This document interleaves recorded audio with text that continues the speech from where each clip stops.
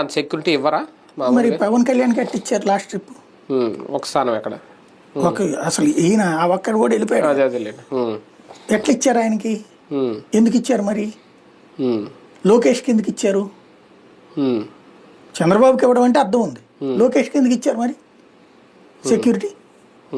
అతను ఎమ్మెల్యే కూడా కాదు కదా అప్పుడు, పార్టీ నాయకుడు అంతే, యువజన నాయకుడు, రాష్ట్ర పార్టీ జాతీయ పార్టీ కార్యదర్శి, ప్రధాన కార్యదర్శి, అట్లా అందరికి ఇవ్వరుగా.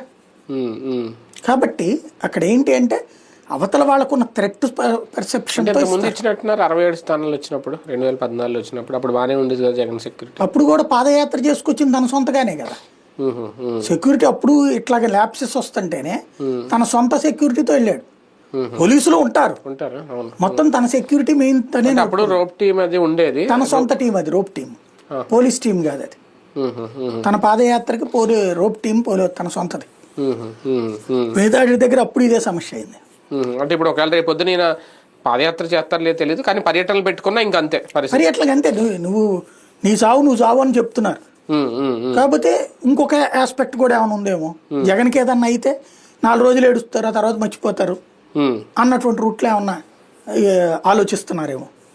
ఏం కాదన్న ధైర్యం ఏమన్నా. P4 పేరుతో ఒక బ్రహ్మాండమైన అడుగు ఏమన్నా పడుతుందా? భ్రమతో కూడిన అడుగు పడుతుంది. చూద్దాం. P4 ఇప్పటికే ఏదో 100 మాటలు చెప్తున్నారు. ఆగస్టు 15 తర్వాత ఏదో జనాలు సొసైటీలు వేస్తున్నారు. వచ్చే ఏడాది దాకా మనం ఇంకెక్కువ మాట్లాడకుండా చూద్దాం, ఏదో మంచి జరగాలని కోరుకుందాం. కలెక్టర్లు ఇన్వాల్వ్ చేస్తున్నారు మొత్తం అంతా. వాళ్ళంతా చేసి ఏం చేస్తారో చూద్దాం. ఎందుకంటే అవన్నీ చూడడానికి భ్రమగానే కనబడుతుంది.